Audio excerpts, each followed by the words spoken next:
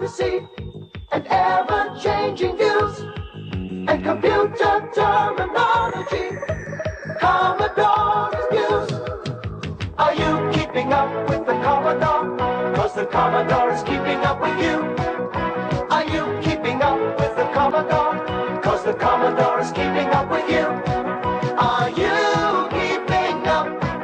'Cause the Commodore is keeping up with you. Are you keeping up? 'Cause the Commodore is keeping up with you. Hi, I'm Graham and welcome back to the Commodore Cave. Today I'm going to talk about a new addition to the cave, and that's this Commodore 64. Well, it does look a little bit different to the normal ones, and that is because this Commodore is the Aldi variety.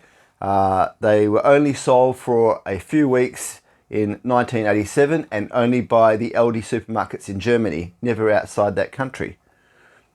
A genuine Aldi 64 computer comes in this bread bin style box, but it's a slightly lighter colour than the original bread bins. The keyboard is the same as the 64C white keyboard, and underneath the keys you have the ASCII symbols inscribed in light grey, not on top like in the old ones.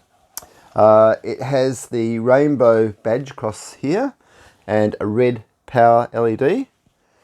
On the back there are no labels above the ports, and on the back here you have a serial number, the warranty sticker, and the serial number for some strange reason was replicated over here. Some of these come in paper, this one's actually alfoil, and the serial numbers match. So the Aldi is often confused with the Commodore 64G, very similar type computer, has a green power LED, a whiter case, and was made in West Germany, this one. But this is for another day and another YouTube. Now, although this appears to be a lot like the traditional bread bin computer, it's actually got a lot more in common with the Commodore 64C. The difference is inside the case. This was the first Commodore 64 to utilise the new, shorter, cost-reduced motherboard. All Aldis have the same assembly number, 250469, revision 3, which was the first public release of this board. They had changed the CPU to the 8500, put in a new version of the SID and the VIC-2 chips, and they integrated the PLA, and they also replaced 8 RAM chips by 2 RAM chips. The chips in this are all original except for the PLA, and they're all date stamped to 1987, which is authentic. I'd been warned that the computer had suffered some fairly significant yellowing, especially to the keys. And after my last less than brilliant response from retrobrighting, I was cautious about going that way again. Now recently I was watching a YouTube by Perifactic where he was using sunlight to naturally remove the yellowing from a computer. Thumbs up Perry, and link below. I thought, well, the last episode that I did with retrobrighting was a disaster, so I'll give this a try. I mean, what have I got to lose? Apart from maybe ruining this computer. It's now rotating on top of that stand. Nice sunny day. I leave it there all day and see how it goes. This is the result after a week in the sun. There has been significant improvement in the whitening of the computer, especially after the first day or two. That's when it was most dramatic. Very noticeable improvement in that time.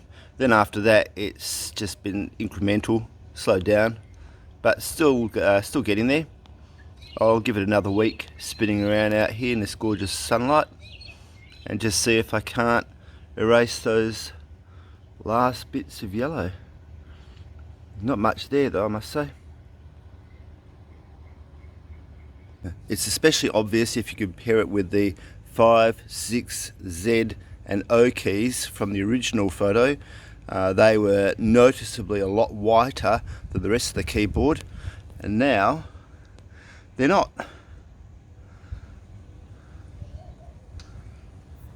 So it's fair to say I'm a fan of the light brightening so far. I'm very pleased with the outcome of this, and I will be looking into it further with other computers that I think might use it. Well, that's it for me today from the Commodore Cave. I hope you found the video interesting. If you did, give me a thumbs up, or better still leave a comment, or better still subscribe. Until next time, see ya. Are you keeping up with the Commodore? 'Cause the Commodore is keeping up with you.